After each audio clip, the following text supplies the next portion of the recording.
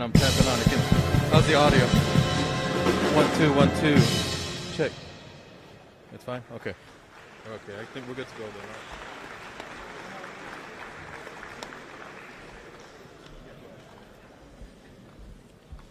Good afternoon. Good afternoon. This one here? Good afternoon. Okay. Thank you. Good afternoon. At this time, we're going to have the presentation of the colors by the Heights High School JROTC under the direction of LTC retired Brian Lynch.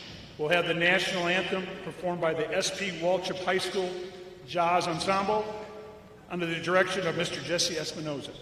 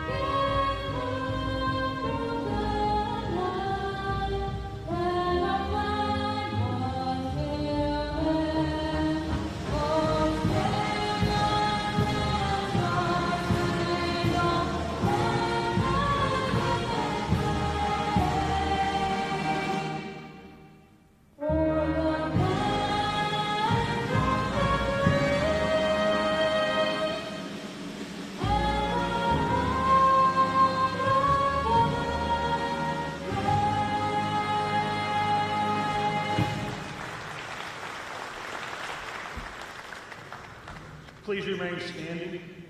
At this time, I'll have Mr. Chris McInturf from the Fellowship of Christian Athletes do our invocation.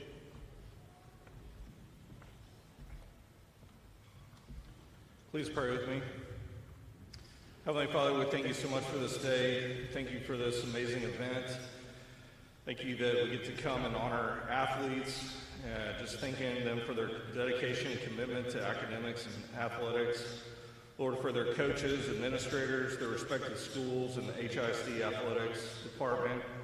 God, most of all for their parents, their grandparents, brothers and sisters, aunts and uncles, friends, all those who have supported them to get to this point. I ask that you just guide these athletes to fulfill their purpose at their respective colleges and to use their influence to impact others. And we thank you for this time and fellowship. In Jesus Christ's name I pray. Amen.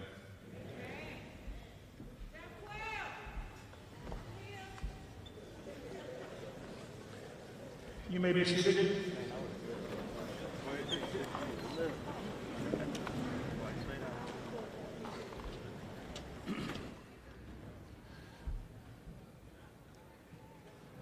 On behalf of our UIL Athletics and Academics Director, Mr. Andre Walker, and the entire athletic department, we would like to welcome you to this year's HISD National Signing Day.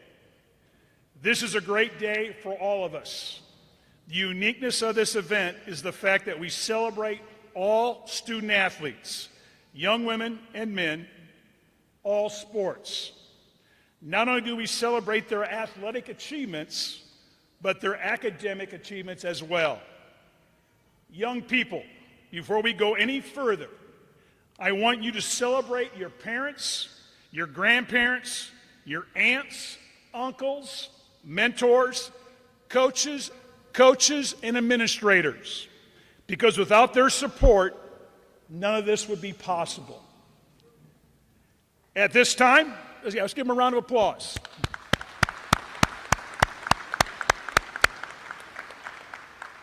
At this time, please help me welcome Mr. Andre Walker.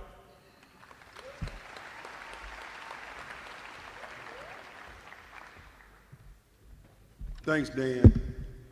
Come on, man. Y'all ought to have a smile on your face and be really excited about this day and the folks that are here to help you celebrate this day.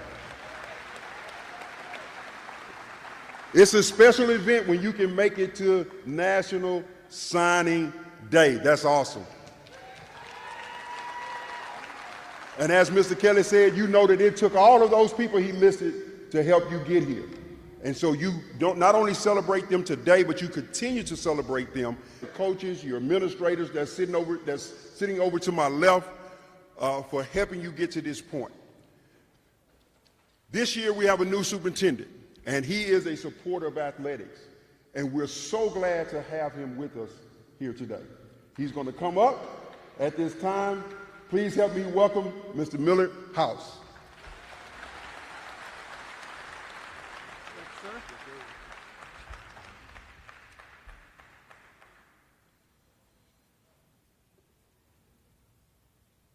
Well, good afternoon. I hope everyone is well. And welcome from this beautiful field house where we come together to celebrate the most outstanding athletes in Harris County and quite frankly, some of the best athletes in the state of Texas. First, I'd like to recognize, give it up for them, give it up for them.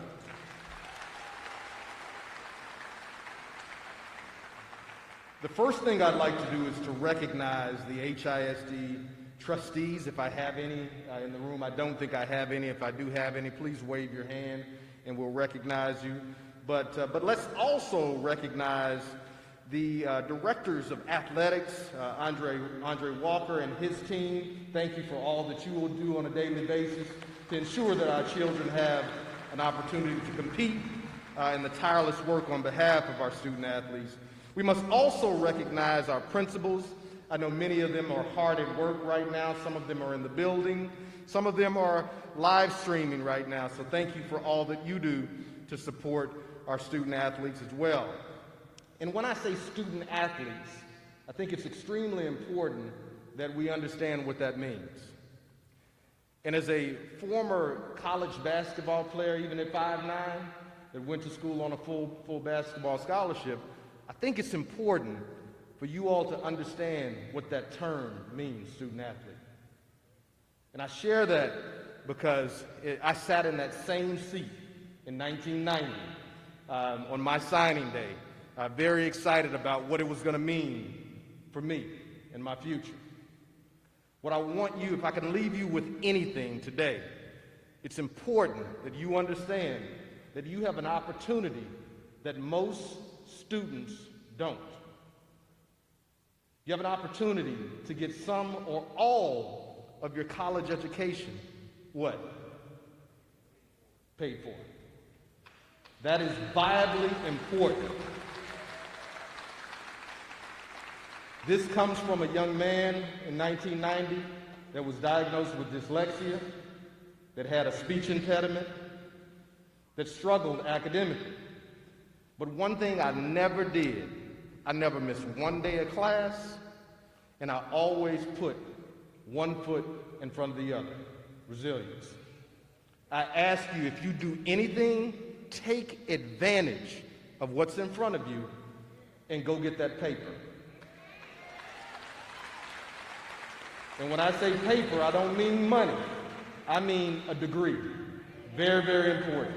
We want you to be educated and educated at a level where you don't have debt when it's all said and done. We can't forget some other important individuals in your lives.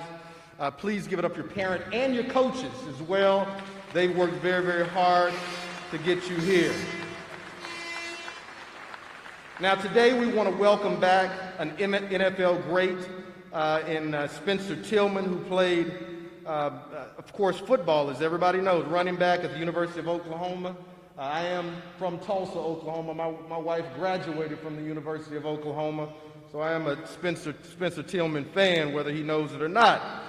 Before playing, of course, at the University of Houston, with the Houston Oilers and San Francisco 49ers, Spencer is an inspirational speaker, as we all know, and we are very, very excited as he's agreed to be here on National Signing Day for a second year in a row. So we dearly appreciate Mr. Tillman being here. I'm extremely excited to be here to recognize our student athletes, of course, who have preserved and persevered through a very, very difficult time during this historical challenge in the pandemic. For 2 years, that's half of your high school athletic career, you have had to perform at a high level during this worldwide pandemic. It says a whole bunch about who you are. It says a whole bunch about that resilience that I talked about earlier. You have the opportunity to continue moving forward with that level of resilience to do great things. Now, last year, you overcame the interrupted schedules and played with fewer fans in the stand. This year, you've continued to live with the impact of COVID on your teammates, your families, and many of your friends as well. Now, despite all of these challenges, you stayed focused and gave it everything that you have, and we're very, very proud of you. Now, the big day has finally arrived. It's National Signing Day today. You'll make your college decision official. I know that many of you have spent time your entire lives waiting on this moment to move forward in that next step. You all have dreamed about this moment, and finally, your athletic report card is in, and you're being promoted to the next level. So enjoy this day. You've earned it. It is definitely a accumulation of your hard work inside the classroom and outside of the classroom. Students, before you sign your name on that letter of intent, I want you to think about your parents, your sacrifice, and the end of the road. And again, when I mean the end of the road, go get that paper. Very important, get that degree. These people behind you have spent countless hours driving you to fields, practices, individual training, all these different things. They've committed just like you committed. They showed their support simply by being at your games, cheering you on, and letting you know that they care and love about you.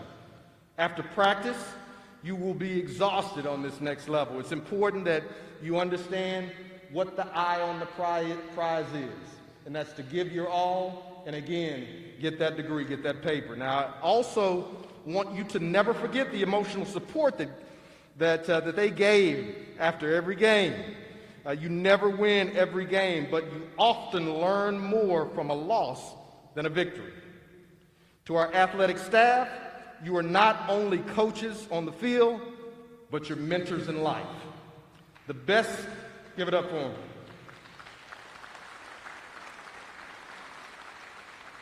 The best coaches and their words of wisdom are remembered by student athletes for decades. I can go on and on. My high school coaches, my college coaches, who I'm still in contact with today. Once again, from me to you, congratulations, and I look forward to seeing all of you flourish academically and athletically on this next level. Now we're joined by the Waltrip School student, Miranda Noonan, who will introduce our featured speaker. Thank you.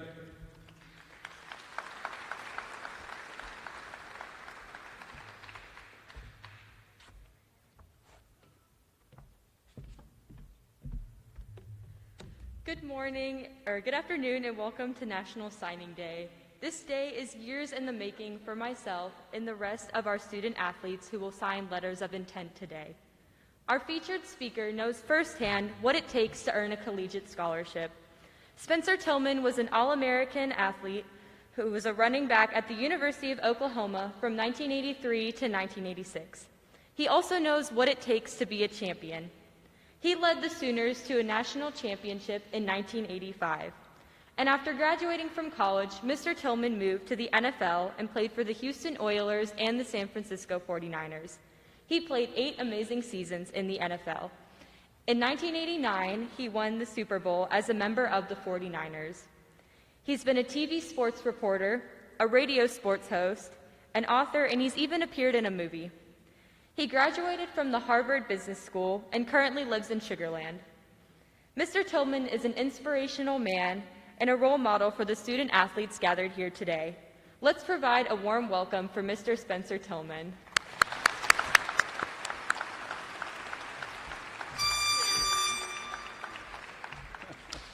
Where's that home from? Sooner!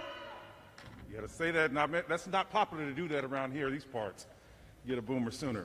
Hey, listen, thanks so much, Miranda, for that introduction. I appreciate it so much.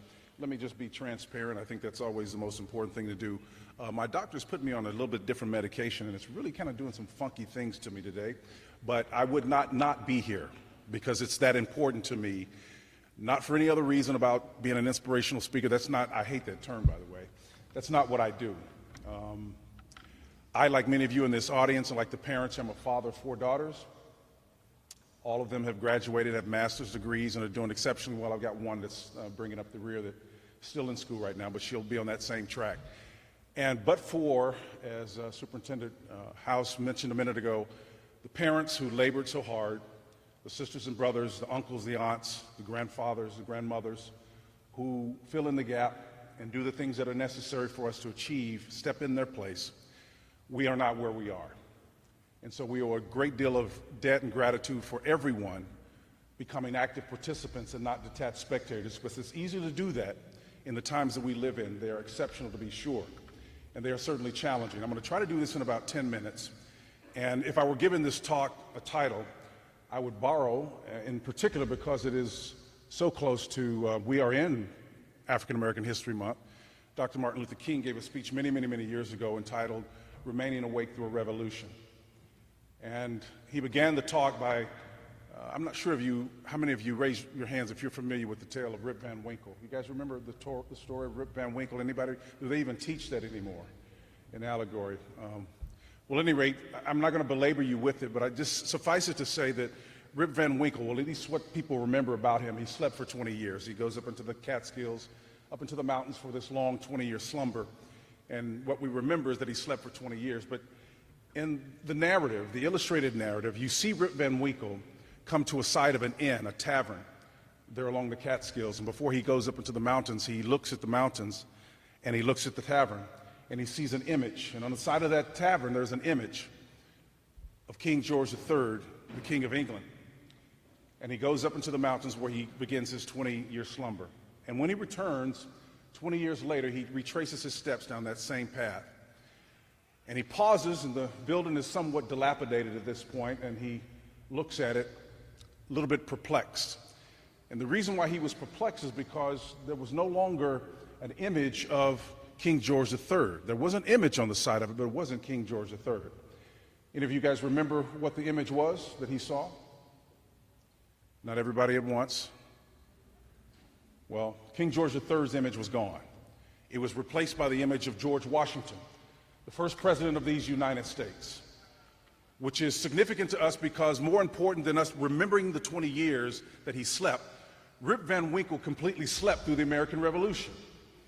All the significant events that gave rise, Bunker Hill, the shot heard around the world, all of it, all of the idiosyncrasies that brought this nation into this tumultuous time that we are still fighting to this very single day, Rip Van Winkle completely slept through it all. And you say, well, Mr. Tillman, what the heck does that have to do with us as we prepare to sign this national letter of intent? The simple, short answer is this. Unlike Rip Van Winkle, you won't have 20 years to sleep.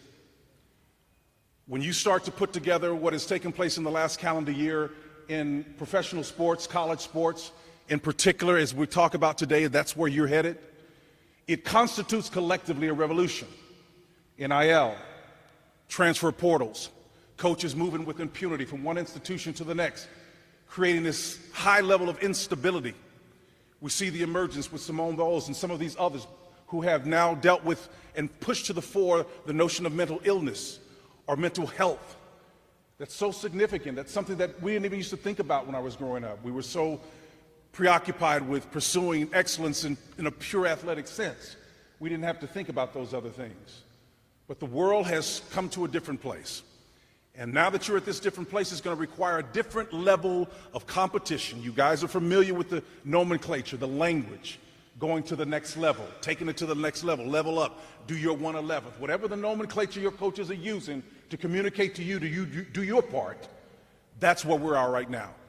And it's going to require another level of excellence that has never, ever been demonstrated in the history of high school, college, and professional sports. So let me spend the next 7 minutes of my time helping you understand what I'm talking about and give you 3 tools that I think will help you as you navigate this new time that we're in right now. Here's a word for you, $5 word my dad used to talk about. He said, son, why do you use the big words all the time? Why don't you use a $5 word to get you through this thing? The word allegory really speaks to something that you're familiar with. Allegory is really the use of pictures, stories, narratives to communicate messages. Carl Jung, the Swiss psychologist, psychoanalyst, introduced us to the idea of images being embedded in our minds, and they go back to prehistoric times.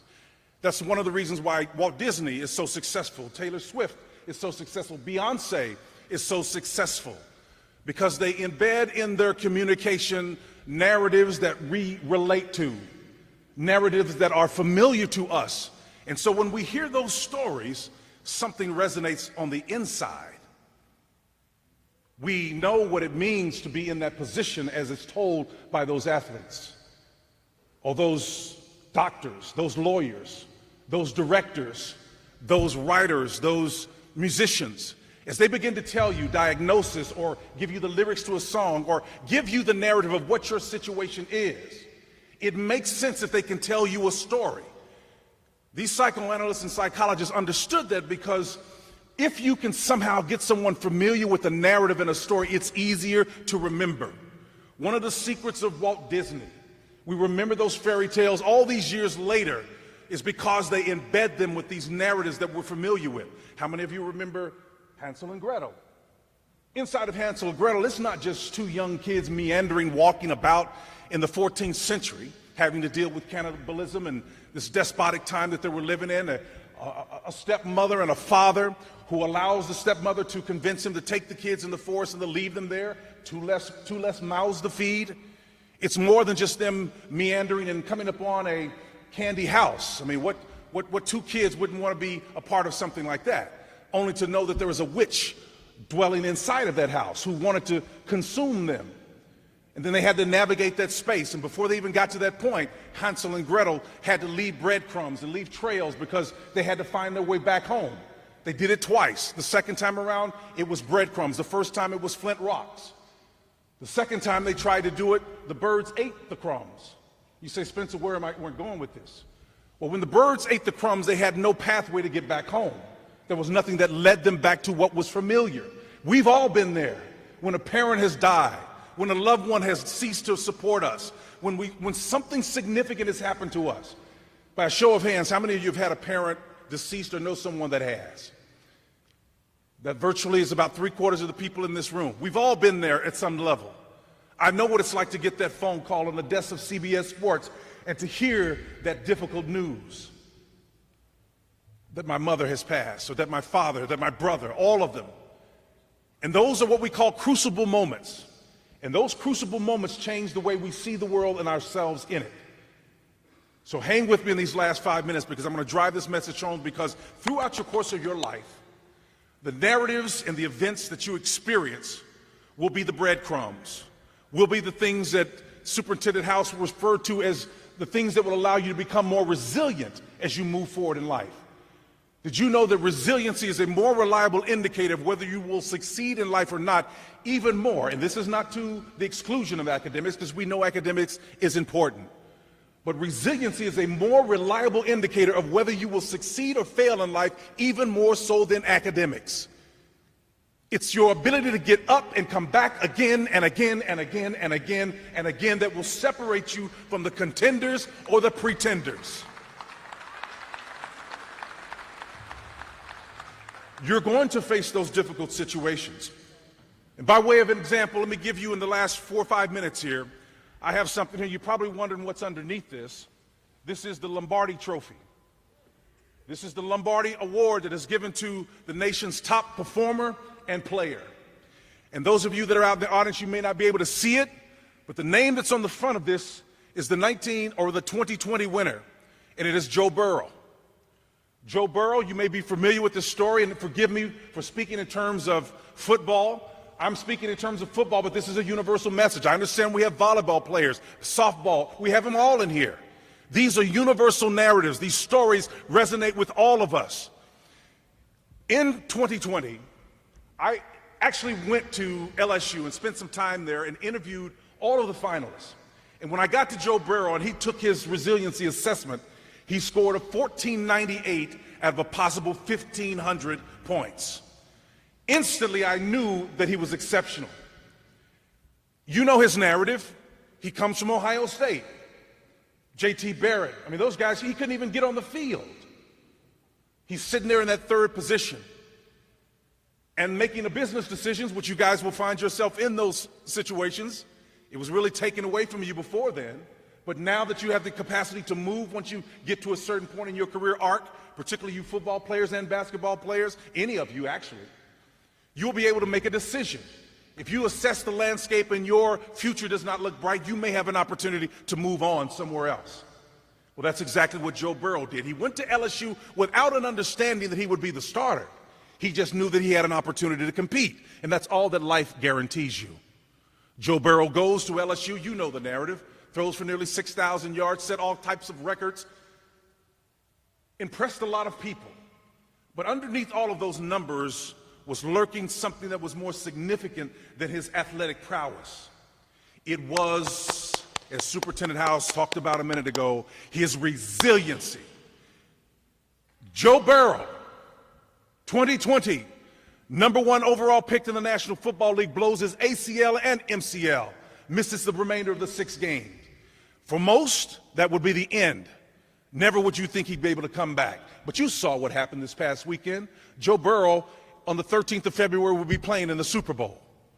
That's the narrative that we're talking about. The resiliency, the ability to come back and to perform again.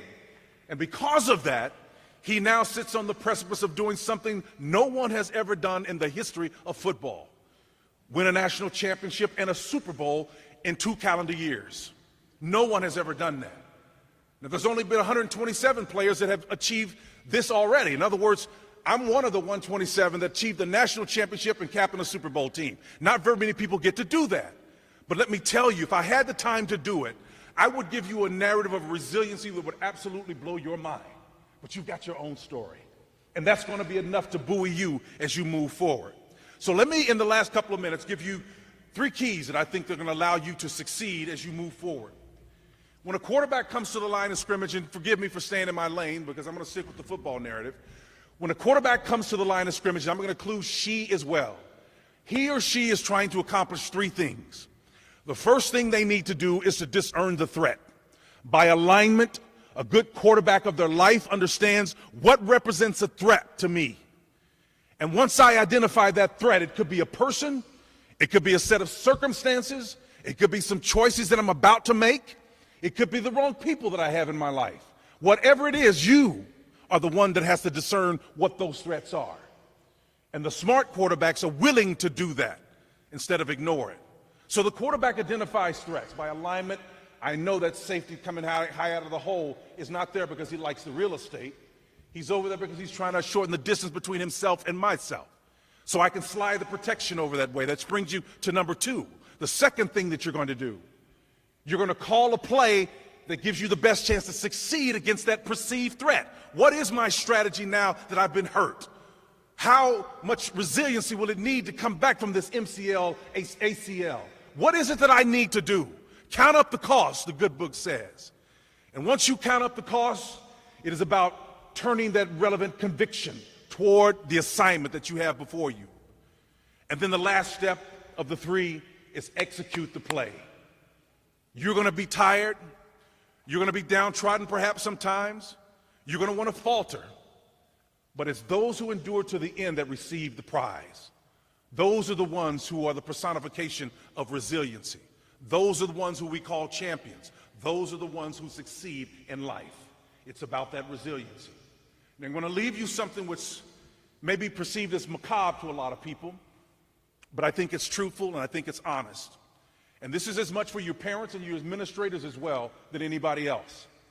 I wear 2 watches for a reason. People say, well, what are you doing? You got 2 watches on. I said, well, one of them doesn't work, and it doesn't work intentionally, and it's been that way for many, many years. I ran across a quote by Soren Kierkegaard, 17th century philosopher, who gave us an understanding of how we should approach these seasons that we're about to engage in. Listen, parents, listen, administrators, because the kids may hear it, but they're too young. They're far removed from the front lines of what I'm talking about. So I'm going to need you to help me reinforce this narrative. Because those 78.8 years, which is a mean number that the average person has to live, will go by so fast, quick as a hiccup. It comes and goes. Kierkegaard said it this way: all of us must make noise on New Year's Eve to drown out the macabre sound of grass growing over our graves. It was better when we had hourglasses. The clocks deceive us. But we had to invent them because we needed the deception. For the rotating hands give us the illusion that time goes on forever. And meanwhile, they curse the hourglass because indeed it is a constant reminder that time is truly running out. You say, Spencer, that's pretty down. No. Translated, time is the ultimate agent of purpose. Don't waste it. Time is the ultimate agent of purpose. Don't waste it. Just because you do not feel it encroaching upon you right now, there will come a time and point when it will be clear that there's more sand in the bottom of that hourglass than it is in the top of that hourglass. When you realize that, you will be forced with a decision. Go ahead and clap because you know where I'm coming from. You've seen it. As a board member of Methodist Hospital, I get dashboard reports 3 times a day, and I look at the lives leaving us left and right. People who wish they had another opportunity and a shot to say, I love you one more time. Or if I had more opportunities, I would approach life this way. Or that relationship, I tell her that I love her. I would commit more to my physical preparation so that I don't waste the scholarship. Whatever it is, don't be the guy. Don't be the person that does not maximize the gifts and the talents that God has given you.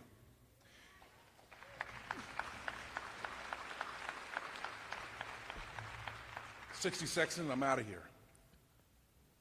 Did you know that being your best is not really a secret formula per se? The greatest truth I ever learned was one of the most simple and profound things.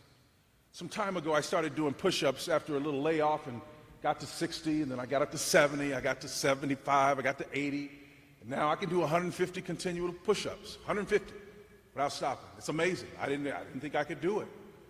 But something that my mother told me years ago, before she passed away, I will share with you. She said, son, glory, which is what you seek, not in the sense of the selfishness, not in the sense of the all-consuming awareness of what we want in life, but the glory that allows you to be recognized in such a way that you're able to elevate others that are around you and in your pathway. LaRue Helen Peoples, missionary, said, son, the glory is only found at the limits of your performance. And what LaRue Helen Peoples Tillman was telling us was that only if you reach a certain point can you reach the threshold where you know what you're capable of, not comparing yourself to someone else. You are the standard. It is illogical, it is stupid to compare yourself to someone that you do not know. You don't know their story, you don't know their narrative, and if you usher in and allow somebody to give you some sense of well-being because they like you on Facebook or Twitter or Instagram, or you feel like somehow someone you don't even know has the permission to change your perception of yourself, it's an ill-gotten way to perceive yourself. You are the standard. You are the standard. I'll leave you with this. Be anxious for nothing, but in everything, and I have no shame in saying this, through prayer and supplication with thanksgiving, Let your requests be made known to God, and the peace that surpasses all understanding will guard your hearts and mind through our Heavenly Father who strengthens us. Amen, and God bless you.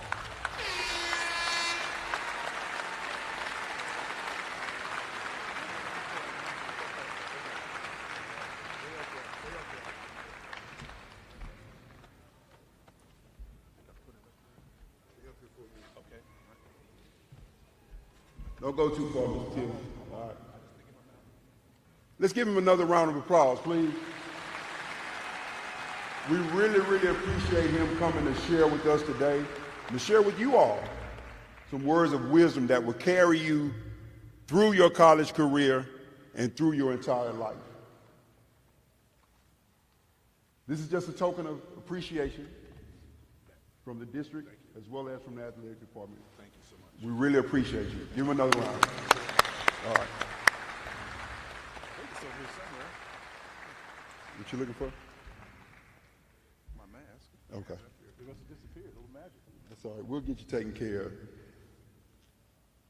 And I'll tell you, my friend from Charlestown that helped me turn that around, he'll let you know, he'll let all you know, you have to have your weight up to deal with that trophy right there. That thing is heavy. Principals, administrators, coaches, would you please stand at this time? Just stand where you are, please. Come on, y'all, give them a round. These folks work extra hours, weekends, to do the best they can for your kids. You've heard a number of things. Thank you. Thank you so much. You've heard the athletic staff mentioned a few times. Would you just wave your hand? If you're in the athletic department, just wave your hand, and some are throughout the building. Thank you. To these athletes, you have no idea how much time these folks put in to make sure that you could be here today. You don't know their names, you may not even know their faces, but believe me, they know you, they watch you, and they care about you. Thank you for everything that you all do to make sure we are able to put on games for our athletes. Now, this is a little different. The setup is a little different. We normally have tables set up, and at this time, I would normally say, student athletes, please place your certificate on the table so you can sign it. Well, due to the pandemic, we can't do that. We're going to do that a little different. We have tables set up in the back. Parents, we're going to ask that you please stay in the stands, but as you can see, we move the tables close where you can come up to the edge and take pictures as your young folks, the ones that want to, come up, pull their certificate out and sign it. But before we do that, I have to thank Waltrip, Jesse, thank you so much. I told Superintendent House, all you have to do is say play, and Jesse says I'm there. You don't even have to get it out. So we really appreciate you always being there for us. And for HISD, JROTC, thank you for presenting the colors today. We greatly, greatly appreciate you as well.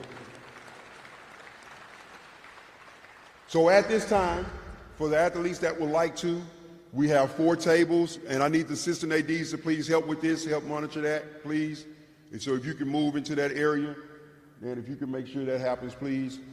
You can go to the table, take your certificate, so your parents, coaches, teachers, whoever would like to, media as well, can help you sign that or be there with you while you sign your letter of intent. Thank you. God bless you. We'll see you soon.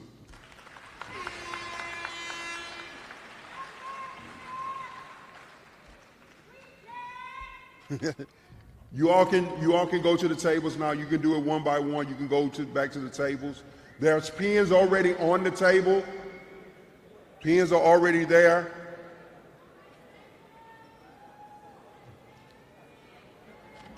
Yeah, please. Just little something low, be perfect. Thank you.